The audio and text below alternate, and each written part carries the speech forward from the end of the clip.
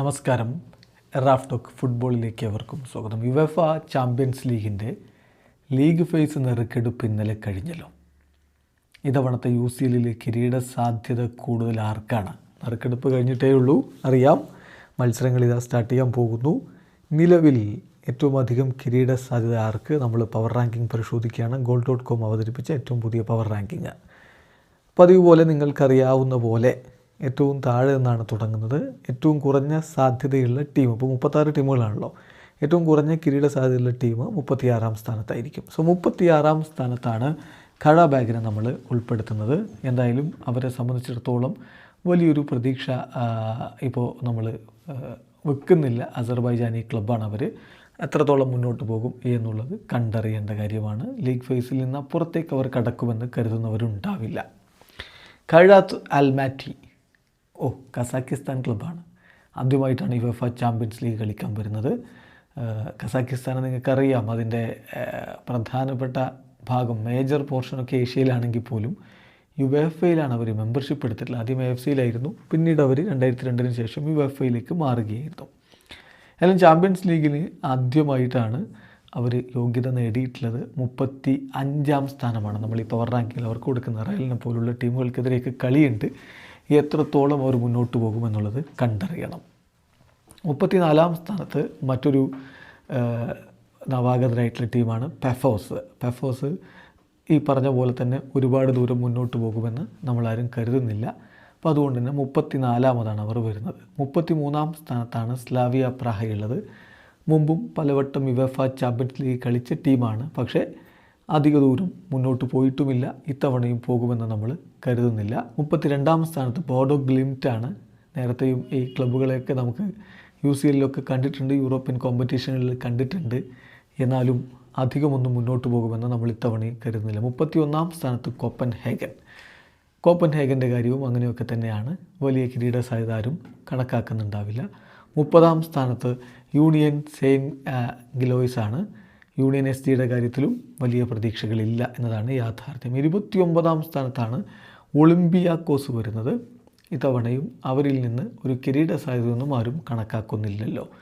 28ാം സ്ഥാനത്താണ് അയാക്സ് ഉള്ളത്. അയാക്സ് നമുക്കറിയാം, എറഡിവിസിയിലൊക്കെ മികച്ച പ്രകടനം നടത്തി വമ്പന്മാരെയൊക്കെ വീഴ്ത്താൻ കെൽപ്പുള്ള ടീം എന്ന രൂപത്തിലൊക്കെ പരിഗണിക്കപ്പെടുന്നവരാണ്. എങ്കിലും പുതിയ UCL ഫോർമാറ്റ് അനുസരിച്ച് അവർ വലിയ മുന്നേറ്റം നടത്തുമെന്ന് നമ്മൾ പ്രതീക്ഷിക്കുന്നില്ല. 27ാം സ്ഥാനത്ത് മറ്റൊരു ഡച്ച് ക്ലബ്ബായിട്ടുള്ള PSV ആണെങ്കിൽ 26ാം സ്ഥാനത്ത് ക്ലബ് ബ്രൂഗയാണ്, ബെൽജിയം ക്ലബ്ബ്. കഴിഞ്ഞ തവണയൊക്കെ UCL നമ്മൾ കണ്ടിട്ടുള്ള ക്ലബ്ബാണ്. പക്ഷേ വലിയ കിരീട സാധ്യത കൽപ്പിക്കപ്പെടുന്നില്ല. 25ാം സ്ഥാനത്താണ് ബയർ ലെവർക്യൂസൻ. ശ്രദ്ധിക്കണം, ബയർ ലെവർക്യൂസൻ എറിക് ടെൻ ഹാഗിൻ്റെ കീഴിൽ എന്ത് ചെയ്യും എന്നുള്ളത് കണ്ടറിയണം. സാബി അലോൺസോയുടെ കീഴിൽ മോശമല്ലാത്ത പ്രകടനം നടത്തിയ ടീമാണ്.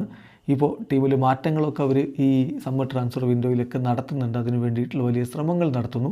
എന്നാൽ 25ാം സ്ഥാനമാണ് ഇനീഷ്യൽ പവർ റാങ്കിങ്ങിൽ കൊടുക്കുന്നത്. 24ാം സ്ഥാനത്ത് മറ്റൊരു ജർമ്മൻ ക്ലബ്ബായിട്ടുള്ള ഐൻട്രാക്ട് ഫ്രാങ്ക്ഫർട്ട് വരും. നിങ്ങൾക്കറിയാമല്ലോ, 24ാം സ്ഥാനം വരെയുള്ളവർക്ക് മുന്നോട്ട് പോകാം. 36 ടീമുകളുടെ ഒറ്റ ലീഗാണ്. അതിൽ ആദ്യ 8 സ്ഥാനക്കാർ നേരിട്ട് റൗണ്ട് ഓഫ് 16ലേക്ക് എത്തുമ്പോൾ 9ാം സ്ഥാനം മുതൽ 24ാം സ്ഥാനം വരെയുള്ളവർക്ക് പ്ലേ ഓഫ് കളിക്കാൻ പറ്റും. 24ലാണ് ഐൻട്രാക്ട് ഫ്രാങ്ക്ഫർട്ട്, 23ലാണ് അറ്റ്ലാൻ്റ വരുന്നത്. ഏതായാലും അറ്റ്ലാൻ്റയും മുന്നോട്ട് പോകും എന്ന് തന്നെയാണ് നമ്മൾ പ്രതീക്ഷിക്കുന്നത്. 22ാം സ്ഥാനത്ത് ന്യൂ കാസിൽ യുണൈറ്റഡ്. അലക്സാണ്ടർ ഐസക്കിൻ്റെ കാര്യം എന്താകും എന്നുള്ളത് വരും ദിവസങ്ങളിൽ അറിയാം. എങ്കിലും മോശമല്ലാത്ത പ്രകടനം പ്രീമിയർ ലീഗ് ക്ലബ്ബ് നടത്തുമെന്ന് തന്നെ പ്രതീക്ഷിക്കുന്നു. നോക്കൗട്ട് സ്റ്റേജിലേക്ക് അവർ കടക്കും എന്നാണ് പ്രതീക്ഷിക്കുന്നത്. 21ാം സ്ഥാനത്ത് ഗാലക്ടസറായി. ടർക്കിഷ് ക്ലബിനെ സംബന്ധിച്ചിടത്തോളം ഇത്തവണ മികച്ച പ്രകടനം അവർ നടത്തുമെന്നാണ് പ്രതീക്ഷിക്കുന്നത്. വിക്ടർ ഓസിമ്മനാണ് അവരുടെ ഒരു കീ എന്ന് പറയുന്നത്, അവരുടെ സക്സസിൻ്റെ കീ എന്ന് പറയുന്നത്. അദ്ദേഹത്തിന് അത് ഇത്തവണയും തുടരാൻ കഴിയും എന്ന പ്രതീക്ഷയിലാണ് ആരാധകരുമുള്ളത്. 20ാം സ്ഥാനത്ത് പോർച്ചുഗീസ് ക്ലബ്ബായിട്ടുള്ള സ്പോർട്ടിംഗ് CP. കഴിഞ്ഞ തവണ നമുക്കറിയാം, അമോറിം അവരുടെ കോച്ചായിരുന്ന സമയത്ത് മികച്ച രൂപത്തിൽ മുന്നോട്ട് പോയതാണ്. പക്ഷേ അദ്ദേഹം നവംബറിൽ ക്ലബ്ബ് വിട്ടു. മാഞ്ചസ്റ്റർ യുണൈറ്റഡിലേക്ക് ചേക്കേറുന്ന കാഴ്ച നമ്മൾ കണ്ടു. ഓൾഡ് ട്രാഫോർഡിൽ പക്ഷേ അത്ര വലിയ നേട്ടങ്ങളിലേക്ക് അദ്ദേഹത്തിന് പോകാൻ പറ്റിയിട്ടില്ല. എന്നാൽ സ്പോർട്ടിംഗ് CPയെ സംബന്ധിച്ചിടത്തോളം ഇപ്പോൾ വിക്ടർ ഗ്യോക്കഡസ് കൂടി പോയത് ഒരു തിരിച്ചടി തന്നെയാണ്. ഒരു തർക്കവും വേണ്ട. അദ്ദേഹം ഇപ്പോൾ ആഴ്സണലിലേക്ക് ചേക്കേറിയിട്ടുണ്ട്. എന്തായാലും 20ാം സ്ഥാനമാണ് നമ്മൾ സ്പോർട്ടിംഗ് CPക്ക് കൊടുക്കുന്നതെങ്കിൽ 19-ാം സ്ഥാനം ഒളിമ്പിക് മാഴ്സെ, ഫ്രഞ്ച് ക്ലബ്ബായിട്ടുള്ള മാഴ്സെ ഇത്തവണ കൂടുതൽ കരുത്തോടുകൂടി കളിക്കളത്തിൽ ഇറങ്ങാൻ തന്നെയാണ് തീരുമാനിച്ചിരിക്കുന്നത് എന്നുള്ളത് അവരുടെ നീക്കങ്ങളിൽ നിന്നൊക്കെ വ്യക്തമാണ്. ഏതായാലും 19-ാം സ്ഥാനമാണ് അവർക്ക് കൊടുക്കുന്നത്. 18-ാം സ്ഥാനത്താണ് VRL ഉള്ളത്. 17-ാം സ്ഥാനത്ത് അത്ലറ്റിക് ക്ലബ് ബിൽബാവോയെ സംബന്ധിച്ചിടത്തോളം ഇത്തവണ അവർക്ക് വലിയ പ്രതീക്ഷകളുണ്ട്. പതിവ് പോലെ തന്നെ സ്പെയിനിൽ നിന്ന് വരുന്ന കരുത്തുറ്റ ടീമിന് ഇത്തവണ റൗണ്ട് ഓഫ് 16 എത്താൻ കഴിയുമെന്ന പ്രതീക്ഷയിൽ തന്നെയാണ് ഫുട്ബോൾ ലോകമുള്ളത്. 16-ാം സ്ഥാനത്ത് ബൊറൂസിയ ഡോട്ട്മുണ്ട് ആണെങ്കിൽ 15-ാം സ്ഥാനത്താണ് യുവൻറ്റസ് ഉള്ളത്. 14-ാം സ്ഥാനത്ത് AS മൊണോക്കോ വരുമ്പോൾ 13-ാം സ്ഥാനത്താണ് ബെൻഫിക്ക. 12-ാം സ്ഥാനത്ത് അത്ലറ്റിക്കോ മാഡ്രിഡ്. എന്തായിരിക്കും ഡിയേഗോ സിമിയോണിയുടെ സംഘത്തിന് ഇത്തവണ ചെയ്യാൻ കഴിയുക എന്നുള്ളതാണ് എല്ലാവരും ഉറ്റുനോക്കുന്നത്. തിയാഗോ അൽമൈഡയെ അവർ ഇത്തവണ ടീമിലേക്ക് എത്തിച്ചു. അതുപോലെ തന്നെ ഹുലിൻ ആൽവരസും അൽമൈഡയും ഒക്കെ ചേർന്ന മുന്നേറ്റ നിരക്ക് വലിയ ഒരു റോള് ഇത്തവണത്തെ അവരുടെ മുന്നോട്ട് പോക്കിൽ വഹിക്കാനുണ്ട്. 12-ാമതാണ് അത്ലറ്റിക്കോ മാഡ്രിഡെങ്കിൽ 11-ാമതാണ് നാപ്പോളി ഉള്ളത്. ഇറ്റാലിയൻ വമ്പന്മാർ ഇത്തവണ ചാമ്പ്യൻസ് ലീഗിലും പൊളിച്ചെടുക്കുമെന്ന പ്രതീക്ഷയിലാണ് ആരാധകരുള്ളത്. 10-ാം സ്ഥാനത്ത് ടോട്ടനാം ഹോട്ട്സ്പർ. ടോട്ടനം ഇപ്പോൾ ഹ്യൂമിൻസണൊക്കെ പോയെങ്കിൽ പോലും മികച്ച ഒരു തുടക്കം അവർ പ്രീമിയർ ലീഗിൽ ഇടുന്നത് നമ്മൾ കണ്ടു. അതിൻ്റെ ഒരു തുടർച്ച വരും മത്സരങ്ങളിൽ ഉണ്ടാകും എന്ന് തന്നെ കരുതുന്നു. 10-ാം സ്ഥാനത്ത് ടോട്ടനാം ഹോട്ട്സ്പർ ആണെങ്കിൽ 9-ാം സ്ഥാനത്താണ് ഇൻ്റർ മിലാൻ. പോയ സീസണിലെ ഫൈനലിസ്റ്റുകളാണ്. പക്ഷേ ഇത്തവണ അത്രത്തോളം സാധ്യതയുണ്ടോ എന്നുള്ളൊരു ചോദ്യം തന്നെയാണ്. 9-ാം സ്ഥാനത്താണ് അവരെങ്കിൽ 8-ാം സ്ഥാനത്ത് മാഞ്ചസ്റ്റർ സിറ്റി. പോയ സീസണിലൊന്ന് വലഞ്ഞു പോയതാണ് സിറ്റി. പക്ഷേ ഇത്തവണ കൂടുതൽ താരങ്ങളെയൊക്കെ എത്തിച്ച് ഒന്നുകൂടി കരുത്തു കൂട്ടിയാണ് പെപ് ഗാർഡിയോളയും സംഘവും വരുന്നത്. എങ്കിലും കാര്യങ്ങൾ എളുപ്പമാവില്ല എന്നുറപ്പാണ്. 8-ാം സ്ഥാനത്ത് അവർ വരുമ്പോൾ 7-ാം സ്ഥാനത്താണ് ചെൽസി ഉള്ളത്. നിലവിലെ ലോക ചാമ്പ്യന്മാരാണ്. ഫിഫ ക്ലബ്ബ് വേൾഡ് കപ്പിൽ അവർ കിരീടം ചൂടിയിട്ടൊക്കെയാണ് വരുന്നത്.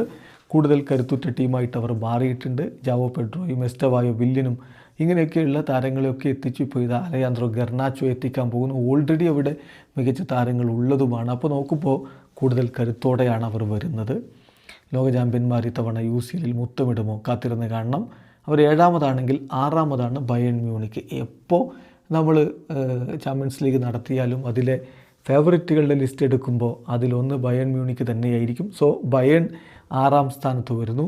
ലൂയിസ് ഡയസ് അവിടേക്ക് എത്തിയിട്ടുണ്ട്. പിന്നെ ഹാരി കെയ്ൻ പതിവ് പോലെ മിന്നും ഫോമിലുണ്ട്. ജമാൽ മുസിയാല പരിക്കേറ്റ് പുറത്താണെന്നുള്ളതാണ് ഒരു മേജർ പ്രോബ്ലം. അദ്ദേഹം എത്ര നാൾ പുറത്തിരിക്കും എന്നുള്ളത് കണ്ടറിയണം. 5-ാം സ്ഥാനത്താണ് ആദ്യ പവർ റാങ്കിങ്ങിൽ റയൽ മാഡ്രിഡിനെ കൊടുക്കുന്നത്. കാരണം പുതിയ കോച്ചാണ്. പുതിയ കോച്ചിൻ്റെ രീതികളോട് ടീം എത്രത്തോളം അഡാപ്റ്റഡായി വരും, എത്ര പെട്ടെന്ന് അഡാപ്റ്റഡ് ആവും എന്നുള്ളതൊക്കെ കണ്ടറിയണം. എങ്കിലും കിലിയൻ എംബാപ്പയൊക്കെ മിന്നും ഫോമിലാണ്. ഗോളടിച്ച് തന്നെ അദ്ദേഹം മുന്നോട്ട് പോകുന്നു. അതിൻ്റെ ഒരു തുടർച്ച നമ്മൾ പ്രതീക്ഷിക്കുകയും ചെയ്യുന്നു. 4-ാം സ്ഥാനത്താണ് ലിവർപൂൾ ചില അഴിച്ചുപണികളൊക്കെ നടത്തി. പക്ഷേ ഇപ്പോഴും കരുത്തുറ്റ ടീമാണെന്ന കാര്യത്തിൽ ഒരു തർക്കവും വേണ്ട. മോസലയും സംഘവും കിരീടത്തിലേക്ക് പോയാലും അത്ഭുതപ്പെടേണ്ട. 3-ാമതാണ് ആഴ്സണൽ. നമ്മൾ ഈ പറഞ്ഞ പോലെ ഗ്യോക്രസിനൊക്കെ കൊണ്ടുവന്ന് ഒന്നുകൂടി കരുത്തുകൂട്ടി നിൽക്കുകയാണ് ഗണ്ണേഴ്സിനെ സംബന്ധിച്ചിടത്തോളം, ആർട്ടിറ്റയെ സംബന്ധിച്ചിടത്തോളം ഇനി ഇങ്ങനെ ഓരോ എക്സ്ക്യൂസുകൾ പറഞ്ഞ് മുന്നോട്ട് പോകാൻ പറ്റില്ല. സിൽവർ വെയർ എത്തിയേ പറ്റൂ. ഇത്തവണ കിരീടം അത് വമ്പൻ കിരീടം തന്നെയാകുമോ എന്നുള്ളതാണ് ചോദ്യം. 3-ാമതാണ് ആഴ്സണൽ വരുന്നതെങ്കിൽ 2-ാമതാണ് FC ബാഴ്സലോണയ്ക്കിപ്പോൾ ഈ ഒരു പവർ റാങ്കിങ്ങിൽ സ്ഥാനം കൊടുക്കുന്നത്. പോയ സീസണിൽ യുവേഫ ചാമ്പ്യൻസ് ലീഗിലെ ടോപ്പ് സ്കോറേഴ്സ് ബാഴ്സലോണയാണ്. ഏറ്റവും അധികം ഗോൾ അടിച്ചത് അവരാണ്. പക്ഷേ എന്ത് ചെയ്യാം, സെമി ഫൈനലിൽ വീണുപോയി. ഇത്തവണ അതിനൊരു പരിഹാരം കാണാൻ ഹൻസി ഫ്ലിക്കിന് പറ്റുമോ? കഴിഞ്ഞ തവണ എല്ലാ കിരീടങ്ങളും നേടി UCL ഒഴികെ എന്നുള്ളത് ഇത്തവണ മാറ്റിയെടുക്കുമോ? സാധ്യത 2-ാം സ്ഥാനത്ത് അവരെ കൊടുക്കുമ്പോൾ 1-ാമത് പാരീസ് സെന്റ് ജർമ്മൻ തന്നെയാണ്. ശരിയാണ്, ക്ലബ്ബ് വേൾഡ് കപ്പ് അവർ കിരീടം ചൂടിയില്ല. പക്ഷേ അതൊഴിച്ച് നിർത്തിയാൽ ബാക്കിയെല്ലാം കഴിഞ്ഞ തവണ നേടിയിട്ടുണ്ട്. ഈ തവണ അതേ കോർ ടീമിനെയൊക്കെ നിലനിർത്തിക്കൊണ്ട് തന്നെ ലൂയിസ് എൻട്രിക്ക് ടീമിനെ ഒരുക്കുന്നു. ജിയാൻലുക്കി ഡൊണ്ണാരുമയെ ഒഴിവാക്കിയെന്ന് മാത്രം.